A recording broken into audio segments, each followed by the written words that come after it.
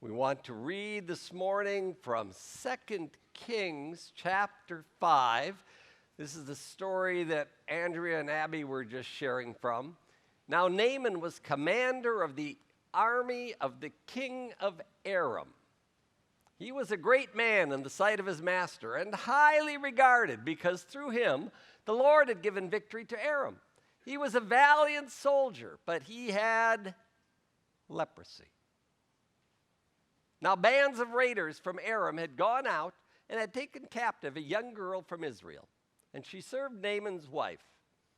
She said to her mistress, "If only my master would see the prophet who is in Samaria, he would cure him of his leprosy." This is the word of the word of the Lord. Thanks be to God. So, thinking about this passage, we're just continuing. Isn't it wonderful to know that you don't need to worry about tomorrow? And that your tomorrows can go all the way through eternity and reconnect with those who have died in faith. It's an incredible way to look forward in life. And this morning we're thinking about healing. Is it temporary or permanent? Temporary things I don't care for much. You probably get junk mail like I do. It says something like, no, credit card, no, free introductory rate, no interest for 6 months. But then what happens after 6 months? Then they hit you. I don't like that. Anybody ever had a limited warranty on something and then it breaks down right after the limited warranty is over? But there are some things that are much better than that. My mom did this genius thing. She bought Corelware when I was a boy. And it had this lifetime guarantee. But Corelware is not boy-proof. And Mom had 6 boys who washed the dishes and dried the dishes and were not always careful. I'm not sure how many she got replaced, but they just kept replacing them. It was a lifetime guarantee. So last Christmas, couldn't believe this, my son bought me several pairs of socks. They're wool socks, and I have terribly cold feet. I passed them on to him. And all winter long, you'll see me wearing these socks. They have a lifetime guarantee. You'll see me in these same socks 30 years from now. Or a replacement pair. I said, "But you didn't give me the receipt." He said, "Dad, I know you will lose it if I give it to you, so I'm hanging on to it." So he's taking good care of me. It's very good. Or anybody have a Craftsman tool you've ever gotten replaced? That lifetime guarantee. Have they gotten rid of that, though? I'm not sure if it's still good or not. Some things last and last, but not everything does, like our bodies. Our bodies are not getting faster and stronger for the most part. Now, there are a bunch of us here, yes, you are getting faster and stronger, and you will grow and get faster. It's wonderful. And then it slips the other way. And if we look at this passage, we see a powerful man who was weak. Naaman was commander of the army. When he said jump, thousands of soldiers said, "How high?" You did not get to choose if you were going to be in the front line going into battle or not. Naaman told you where to go. He decided everything. And he was a great general, except for one little detail. What's that last bit? He had leprosy. He has a pretty accelerating expiration date on his life. His body is wearing out right in front of everybody. He cannot continue like this. This is a huge problem. And fortunately for him, there's a slave girl in his house who knew God's power. He had gotten this slave girl from this foreign country, from Israel, and she could sit there and think, "Isn't that great? There's justice in the world. My master has leprosy. He deserves it. He took me from my family. My mom doesn't tuck me in at night. I never get to see my dad. took away all my brothers and sisters. But what does she say? She goes to her mistress and she says, I want to help. I want Naaman to be healed. If he would just go to see the prophet who is in Samaria, Elisha, he would cure him of his leprosy. She understands God's power. And then Naaman goes to the king, and he tells the king what the girl from Israel had said. By all means go, the king of Aram replied. I will send a letter to the king of Israel. So Naaman left, taking with him 10 talents or 750 pounds of silver. That's a lot of silver. 750 pounds of silver, 6,000 shekels of gold, like 150 pounds, and 10 sets of clothing. The letter that he took to the king of Israel read, with this letter, I am sending my servant Naaman to you so that you may cure him of his leprosy. How does the king receive this letter? Well, the king who sends it, he's doing it in good faith, but the king who receives it, he's scared to death when he gets this letter because he feels like he's being set up for a battle here. As soon as the king of Israel read the letter, he tore his robes and he said, Am I God? Can I kill and bring back to life? Why does this fellow send someone to me to be cured of his leprosy? See how he is trying to pick a quarrel with me. This is a perfectly reasonable response, except that this king knows about Elisha. This king has met Elisha and his predecessor, the prophet Elijah, and he knows that God does miracles and heals people. This would have been a good time to say, Elisha, can you help? But he doesn't even think about it. He just gets scared. And he's afraid of what is going to happen. Fortunately, somebody tells Elisha.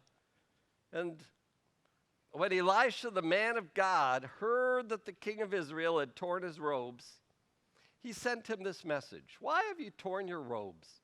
Have the man come to me, and he will know that there is a prophet in Israel. So Naaman went with his horses and chariots and stopped at the door of Elisha's house. Elisha sent a messenger to say to him, Go, wash yourself 7 times in the Jordan, and your flesh will be restored, and you will be cleansed. So if you had the top general from a foreign country come to your door, would you go out and greet him? It would be a little crazy not to. But Elisha doesn't, does he? Elisha kind of ignores him. Elisha sends a servant out to talk to this foreign general. Elisha wants this general to know, you're not the one in charge here. God is in charge. And God wants it done this way. You are not controlling God. God is offering you a gift. He just says, you go do this. So Elisha doesn't even give him the dignity of coming out and meeting him. He just sends somebody out, and Naaman is furious. Naaman is not happy about this. Naaman went away angry and said, I thought he would surely come out to me and stand and call on the name of the Lord his God, wave his hand over the spot, and cure me of my leprosy. Sometimes when people talk about God, they sound like they're insisting they want God to do something their way. And God does not really care what I think about how we should do something. Last week we read about God telling Job, Job, were you there when I made the world? Were you there when I hung the clouds in the sky? Were you there when I created the animals? I don't need your help. And Naaman, he wants to be in charge. He went away angry. And Naaman says, are not Abana and Pharpar, the rivers of Damascus better than all the waters of Israel? Couldn't I wash in them and be cleansed? So he turned and went off in a rage. He's so intent on staying in charge that he won't give in to God. And if we look at ourselves, there are times when we want to do something our way. Well, God, I know that the 10 Commandments say this, but I really like this. Surely that's okay. And God's word is above all. And God is in command. God is in control.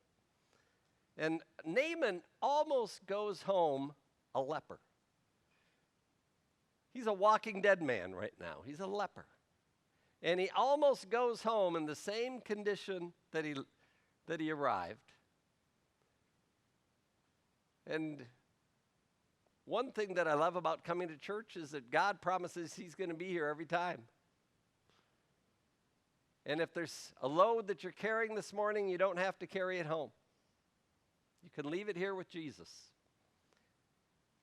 Every Sunday, Jesus is here to lift that burden.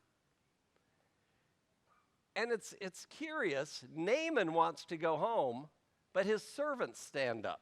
Naaman's servants went to him and said, "My father, if the prophet had told you to do some great thing, would you not have done it? How much more then when he tells you, wash and be cleansed?" What's God asking him to do? Is this expensive? No. Is it difficult? No. Is it painful? Well, I used to run the other way when Mom told me it was bath time, so maybe it is painful. She would always catch me. So there's no problem with it, is there? And it's one thing I think about is who healed Naaman. I mean, obviously God healed Naaman, but who did God use to heal Naaman? Well, he used Elisha to heal Naaman. But Elisha is not the only person that God uses to change Naaman's life. God uses all these servants. We don't know their names. They're anonymous for us. But they were essential in his healing. He was going to leave, and these servants stand up and say, "Whoa, just do it. Just do it." And if you think back to the beginning of this account, there's another person that God used to heal Naaman. Remember that little servant girl? I want to meet her in heaven. She healed Naaman. Well, she was part of God healing Naaman. And I think about you and me, and we know people that desperately need Jesus. We know people who are woken up hopeless today. And they could use somebody like you or me to remind them, the God who made the universe loves you, and he has hope for you. I'll pray for you. That you can be a turning point in somebody's life. You may not get all the glory for it. We don't know that girl's name, but she was a turning point in Naaman's life, wasn't she? And that's one thing that I love about All Saints Sunday. That we come this morning, and in a few minutes, I'm going to invite you, if you want to come and light a candle and place it in one of these boxes of sand. And thank God for somebody that God has used in your life. A couple of weeks ago, I got to go with my mom, and we visited my dad's grave. And we got to thank God for how he blessed us and how he worked in our lives. And it's a town over by St. Ansgar, where I lived, when I was a boy. And the pastor there was my boyhood friend. We were in Sunday school and school together. And so I was talking with Scott. And this was, I think, a few days before Halloween. And he said, "Do you remember how, when you went to Bertha Lundy's house, she always gave you this candy? And you went to the Rush's house, and they always gave you a caramel ball, popcorn ball, and you went to this house and they always gave you a large Butterfinger bar?" And But he said, what really stands out to me is how these were the people who showed me what it was like to follow God and to live by faith. Just people that we were with every Sunday in church. Not famous people. And I had 4 neighbors who didn't even have indoor plumbing. But they all loved Jesus. And I knew they loved Jesus. And I wanted to be like them. And so we get to thank God this morning for people who have pointed us to God. For people that God has used to bless us. And you may be a pivot person like that little girl or like these servants of Naaman, these anonymous rescuers. And so we get to this big question I have for us. What kind of healing do we want from God? God heals bodies and souls. God is the one who made us, and he knows how to refresh us and restore us and repair and fill. And we read that Naaman went down and dipped himself in the Jordan 7 times, as the man of God had told him, and his flesh was restored and became clean like that of a young boy. This was his little healing. This was a temporary healing, because he's still going to have a funeral, isn't he? Naaman is not living today in this world. But healing is a great blessing.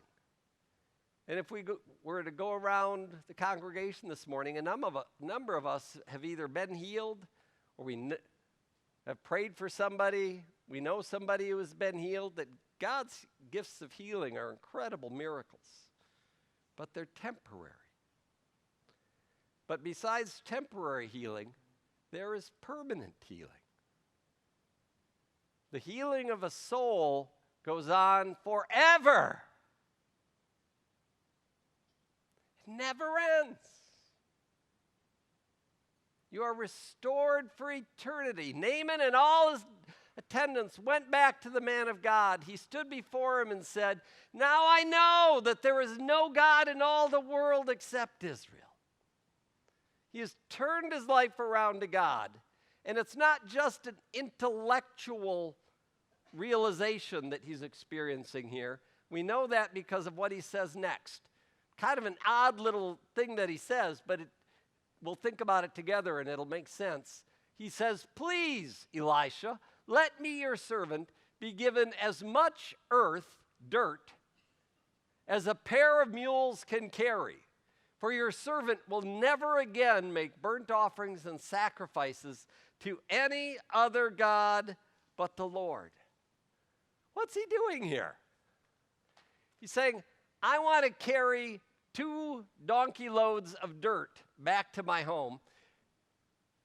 He has met God here. He has encountered God. God has healed him body and soul. And he's saying, I want to encounter this God every day for the rest of my life. This is holy ground. This is where I've met God. So I'm going to take as much of this ground with me back home. I'm going to carry it on my donkeys. And I'm going to put it in a special place. And I'm going to go there and pray. Because God is going to meet me there. God has changed his heart and his life. And it's an incredible change that God has made. This is a permanent healing. And this is what Jesus has done for you and for me. Jesus said to Martha, "I am the resurrection and the life. The one who believes in me will live even though they die." Jesus healed lots of people. Jesus says this to Martha just seconds before he's going to raise her brother Lazarus from the dead. But is Lazarus in church somewhere this morning? No, Lazarus died twice. He died, he was buried, he was in the ground for 4 days, and then Jesus raised him. But it was temporary. And then he died again. So I was thinking about calling the message today, "How many times will you die?" Because you only need to die once. The Bible talks about being separated from God for eternity as the second death. And Jesus doesn't want that for anybody. Jesus came to give you permanent healing. He says, whoever lives by believing in me will never die. And Martha confesses, I believe that you are the Messiah, the Son of God, who is to come into the world. So that gives us the promise of heaven, doesn't it? And so when we come and we receive communion, we're saying, Jesus, I don't understand all this, but I trust in you. And I ask you to change my life. And we're going to say the Apostles' Creed, and we're going to say, I believe in the communion of saints. I used to have a fellow who would serve communion with me, and he says, I love communion because I feel like that's as close as I get to my sister who died. She died loving Jesus, and I'm in the presence of Jesus, and she's in the presence of Jesus, and we're together. And so we're going to invite you on your way up to communion. We'll invite you to go ahead and pick up a candle at the end of the table and light it off the candle in the middle there, and then you can place it in the sandbox if there's somebody you want to thank God for. And then we'll be serving communion after you've set the candle in the sandbox. We'll be at the two ends of the tables there. So we'll get to that in just a few minutes. But right now, it's just a great time to think about what kind of healing are you asking God for? Ask God for permanent healing. Ask him to heal your body, but especially ask God to heal your soul. Amen.